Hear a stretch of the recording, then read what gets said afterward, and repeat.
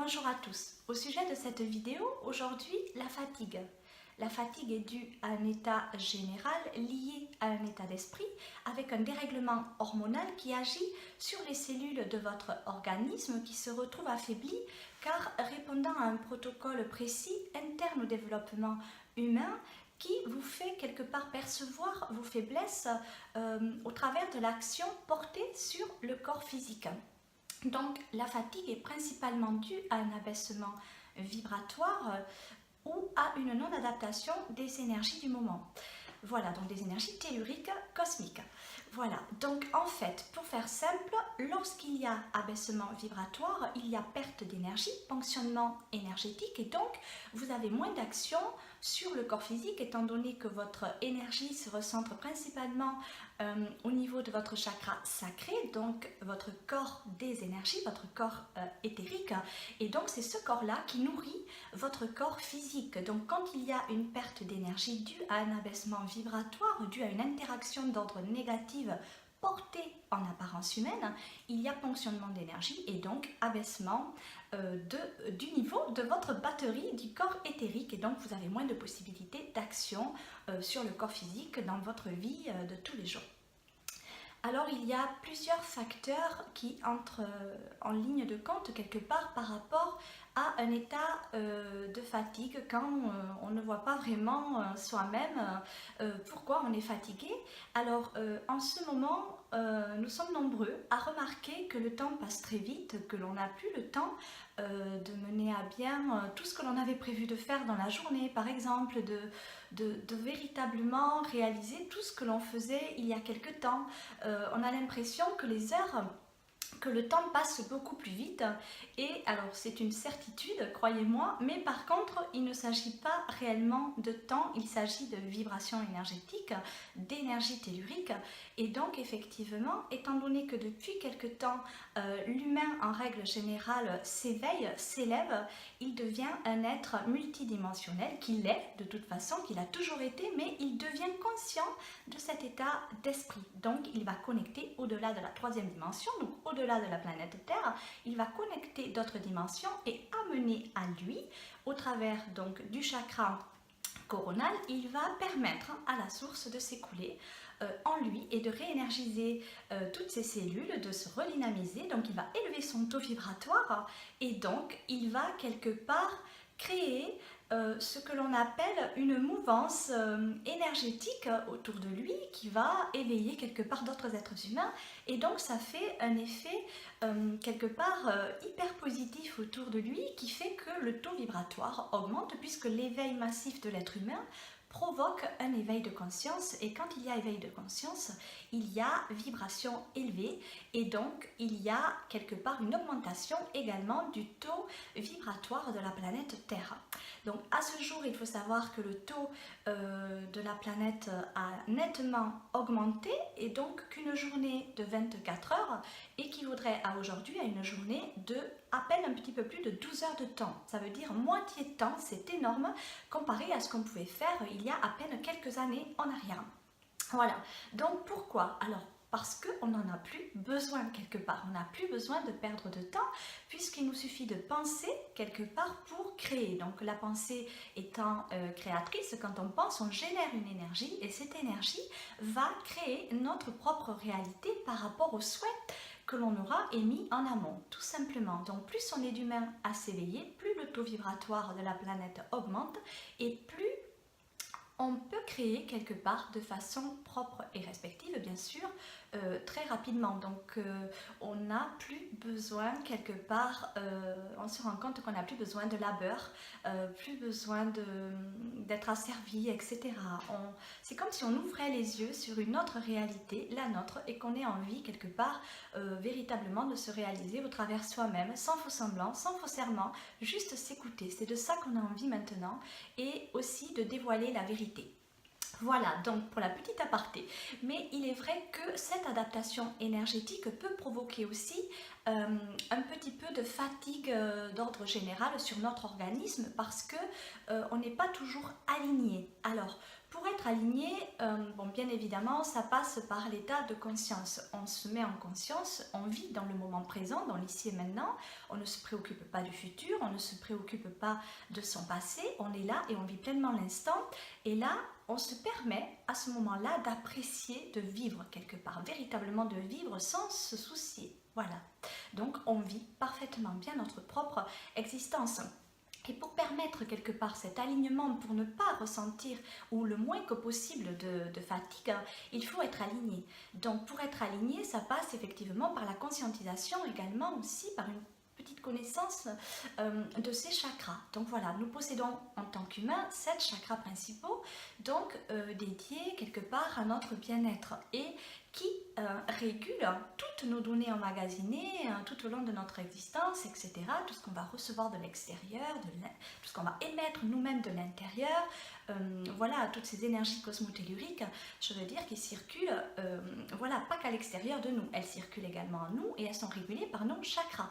Donc si nos chakras ne fonctionnent pas correctement, c'est des petits trous cosmiques en fait, nos chakras. Donc si, quand elles tournent, il y a un petit grain de sable dedans, bon, mais il y en a une qui va bloquer, qui va transmettre à l'autre que ça bloque, qu'il y a un signal qui est donné, et que quelque part tout ça va être retransmis à vos glandes endocrines qui vont voilà, générer des hormones, et ces hormones vont avoir une interaction sur vos cellules, il va y avoir des données qui vont être retransmises. C'est donc véritablement une petite chimie qui se passe à l'intérieur de votre organisme et qui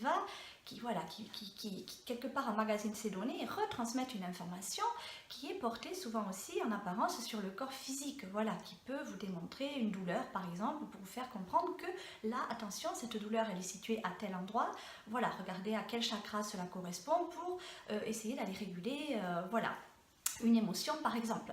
Voilà, donc pour que ça circule bien, il faut effectivement que tout se passe bien au niveau de vos chakras. Donc au niveau du chakra racine par exemple, qui correspond à votre corps physique, bon, ben, il faut faire attention à son corps, faire attention à ne pas se faire mal, à prendre soin de soi, etc. Ensuite, sur le chakra sacré, qui est votre corps des énergies, votre corps éthérique, il faut faire attention à ne pas être trop stressé.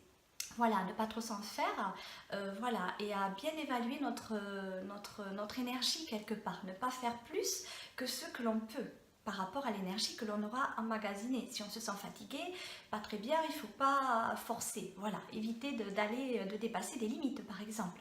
Ensuite, en ce qui concerne votre chakra du plexus solaire, là on est dans les émotions et on est dans le monde de l'astral, donc plus on a des pensées positives, plus on a des émotions positives, et donc plus on est centré dans le cœur, et donc effectivement plus on voyage en astral dans des dimensions élevées. Donc plus on va se recharger, puisqu'on se recharge quand on voyage en astral aussi, de par des émotions positives. Ensuite, au niveau du chakra du cœur, donc qui correspond à vos corps quelque part de pensée dans votre corps mental, là il faut absolument se recentrer dans le cœur et essayer au maximum de vos possibilités propres et respectives d'avoir des pensées d'amour, des pensées positives, ne pas avoir peur, avoir confiance en vous, retrouver l'estime de soi. Voilà, sachez que votre cœur c'est votre temple intérieur et que vous êtes en sécurité dès que vous êtes centré dans le cœur. Vous avez toute l'énergie possible et imaginable pour véritablement mener votre propre existence à bien.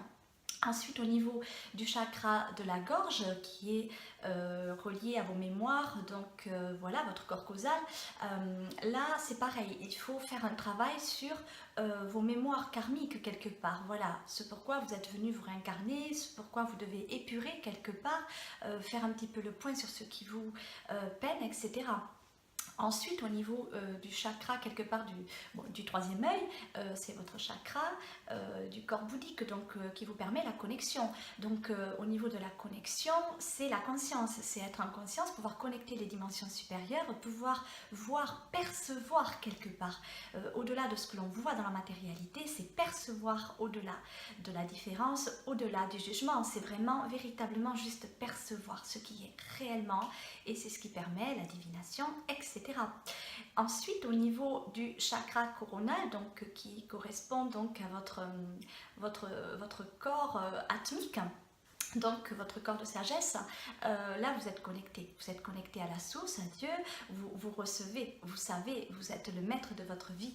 Ce chakra de la couronne est le chakra quelque part véritablement de la sagesse et qui est aussi votre corps atmique, donc les énergies atmiques, ce sont les énergies cosmiques qui vous permettent de quelque part vous réénergiser, vous régénérer, etc.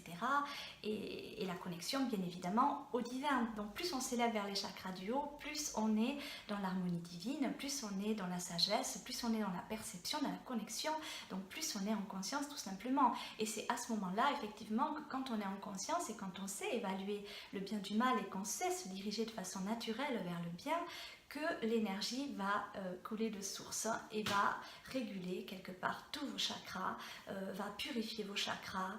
Voilà. Quand on est en conscience réellement, petit à petit, on va percevoir le bien du mauvais, du mal, et donc on va véritablement se diriger vers le bon. Et quand on se dirige vers le bon, on accueille l'énergie et ça purifie nos chakras. Petit à petit, ça ne se fait pas en un clin d'œil, mais effectivement, de par notre propre perception intérieure, on va véritablement pouvoir faire un travail de nettoyage de notre corps, véritablement de nos cellules, pour les redynamiser. C'est le but. Voilà.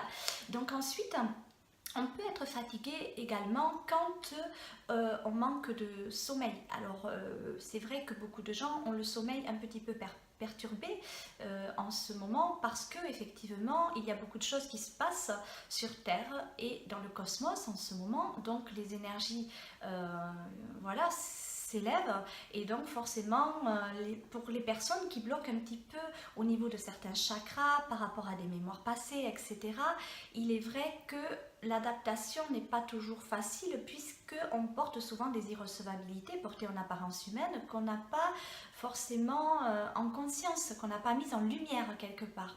Donc si on a du mal à dormir, c'est qu'on est un petit peu tourmenté au travers soi, qu'on se pose beaucoup trop de questions pour lesquelles on n'a pas de réponse et donc on essaie de les trouver et malheureusement quand on ne les a pas, si on n'est pas en éveil et en conscience, on ne va pas pouvoir quelque part les canaliser via notre connexion du troisième œil, du chakra du troisième œil, et donc on va les inventer quelque part par rapport à nos peurs et là on va connecter notre mental. Et c'est notre corps mental qui va malheureusement nous influer pour les réponses. Et on va véritablement être tourmenté puisque le corps mental étant relié à nos mémoires karmiques et donc à nos peurs, on n'aura pas véritablement la satisfaction escomptée. Donc, un petit conseil précieux pour l'endormissement le soir, c'est de faire le point tout simplement sur votre journée. Qu'est-ce qui s'est passé dans votre journée? Comment vous avez vécu votre journée? Analysez le bon et le mauvais et ne gardez que le bon. Voilà, alors si vous ne savez pas quelque part épurer le mauvais, tout simplement confiez-le aux anges qui se feront véritablement un véritable plaisir de vous aider et de vous décharger de votre peine qui vous alourdit, puisque tout ce qui est peine à avancer, alourdit. Voilà, on est apeiné. Donc, ce n'est pas opportun pour notre endormissement. Donc, faire le point véritablement le soir, se détendre et penser positif dès le soir et mettre des vœux. Voilà, des vœux. Vous pouvez demander beaucoup de choses voilà, aux dimensions supérieures. Donc, n'hésitez pas, selon vos croyances, selon voilà, vos envies. Ensuite, pour le matin, en ce qui est du réveil, c'est pareil. J'ai envie de dire, voilà, quand vous vous levez, si vous avez des pensées d'ordre négatif qui traversent votre esprit, épurez-les, faites le tri. Voilà, non, je ne veux pas de pensées négatives dès le matin. Ce n'est pas normal d'avoir des pensées négatives dès le matin. S'il y en a, c'est que l'endormissement n'aura pas été correct et que donc vous aurez voyagé en astral la nuit dans des dimensions inférieures, puisque si on s'endort avec des pensées d'ordre négatif, on voyage en astral la nuit, là où on est censé se ressourcer, on va voyager, voilà, si on a eu des pensées négatives, on va aller dans le bas astral, pardon, et donc on ne va pas être ressourcé, et on peut faire des cauchemars, etc., avoir des choses pas très sympathiques. Donc le but étant de se régénérer, bien sûr, donc de voyager dans les dimensions supérieures pour se régénérer, voire même rencontrer nos défunts, etc., puisque quand on rêve d'un défunt, c'est véritablement un véritable contact, etc. Voilà, donc le matin, principalement, je pose une intention du cœur, je pose une intention d'ordre positif, c'est très important et vous verrez qu'il y a des merveilleux changements qui vont se produire dans votre journée à la suite de ce positionnement d'ordre positif. Voilà.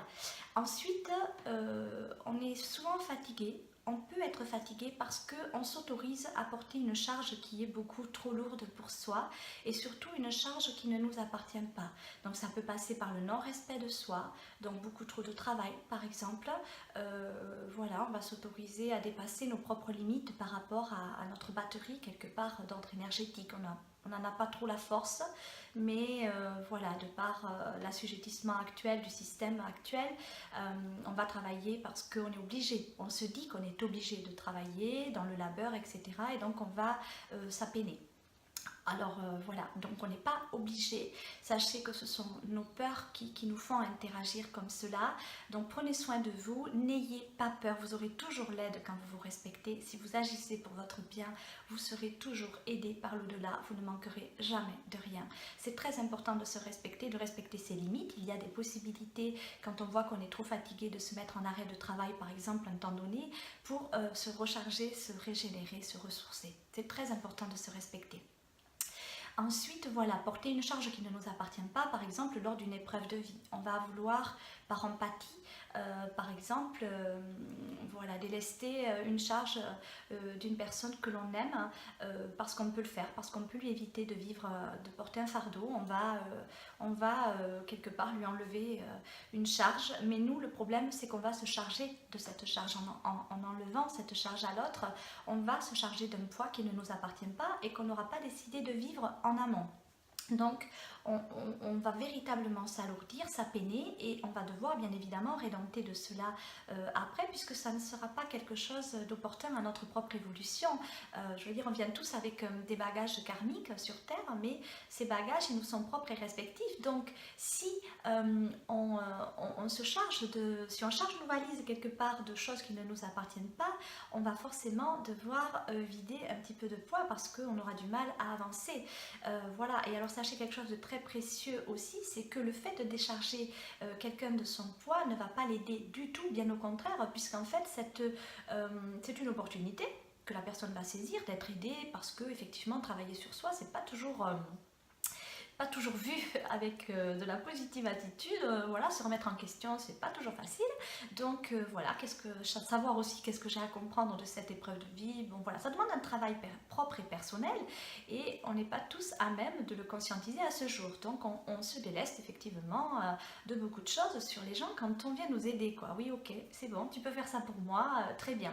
Voilà, sauf que ce dont on ne se rend pas compte à ce moment-là, c'est que cette épreuve de vie va forcément se représenter à nous, puisqu'on l'aura choisi. On aura choisi de vivre une expérience de vie en amont, et donc forcément la personne que l'on aura délestée de son poids va se retrouver face à une confrontation d'épreuves de vie similaires pour l'aider à se réaliser. Voilà, et à prendre conscience sur ce qu'elle doit acquérir en compétences au travers de sa propre évolution, colmater ses propres fissures quelque part, ses propres blessures d'âme. Voilà. Donc faites attention à ne pas décharger voilà, trop de gens de leur poids parce que vous allez le porter sur vous et ça aussi ça peut vous peiner à avancer et vous rendre fatigué voire malade. Donc faites très attention à vous, respectez-vous. Donc tout excès en tout genre bien évidemment peut provoquer de la fatigue, voilà, donc faites attention aussi à tout ce qui est bien évidemment excès sportif, excès de travail bien sûr et à tout ce qui est loisirs aussi nocturne puisque la nuit on est censé se régénérer, se reposer. Et voilà, donc faites attention à bien récupérer derrière si jamais vous sortez, etc. Évaluez véritablement voilà, votre taux vibratoire pour pouvoir voilà, vous ressourcer voilà, de par le sommeil aussi. Et il y a bien évidemment l'alimentation qui joue un rôle favorable quand elle est positive pour votre organisme. Donc plus on mange vivant et vibrant, plus on va redynamiser nos cellules. Alors, comment se passe le processus interne au développement humain au niveau de l'alimentation? Tout simplement, quand vous allez manger un aliment mort, quelque chose de cuit, par exemple de surcuit, comme je sais pas, un hamburger par exemple, vous allez ingurgiter quelque part cette substance qui est un aliment mort et au niveau de votre thymus, quelque part, les défenses immunitaires vont être occupées à détruire cette masse que vous aurez ingurgitée. En fait, quand vous mangez quelque chose de mort, il y a une alerte générale qui est donnée au niveau de votre organisme et qui dit, hop, hop, alerte, un aliment mort est en train de mettre ce corps en danger, donc on y va, on détruit cette substance. Mais pendant que vos défenses immunitaires sont occupées quelque part à détruire ces substances-là, voilà, elles sont moins forcément disponibles pour agir au niveau de, voilà, de vos défenses immunitaires, tout simplement pour vous défendre contre un virus par exemple qui passerait par là, etc. Donc très important de manger vivant et vibrant pour dynamiser vos cellules. Voilà, donc se nourrir d'alimentation saine et objective, de fruits, de légumes, de graines, de céréales, véritablement de choses qui sont le plus proches de la nature, voilà, qui ont subi le moins de transformation que possible. Alors j'ai fait beaucoup d'écrits sur l'alimentation morte, l'alimentation vivante, etc. que vous retrouverez sur mon site, donc marimiriampereira.com. N'hésitez pas à vous informer sur l'alimentation, car l'alimentation joue un rôle opportun à votre propre évolution. Voilà, j'espère que cette vidéo aura pu véritablement vous aider à conscientiser bien évidemment votre état de fatigue. N'oubliez jamais que c'est vous qui êtes les maîtres de votre vie, c'est vous qui conduisez votre véhicule et c'est vous qui prenez les décisions en ce qui concerne votre propre évolution. Voilà, donc plus vous serez en conscience et plus vous arriverez à percevoir aussi vos limites, voilà, et vous n'abuserez pas quelque part de votre énergie. Voilà, donc je vous souhaite à tous et à toutes une excellente journée et je vous dis à bientôt pour d'autres vidéos.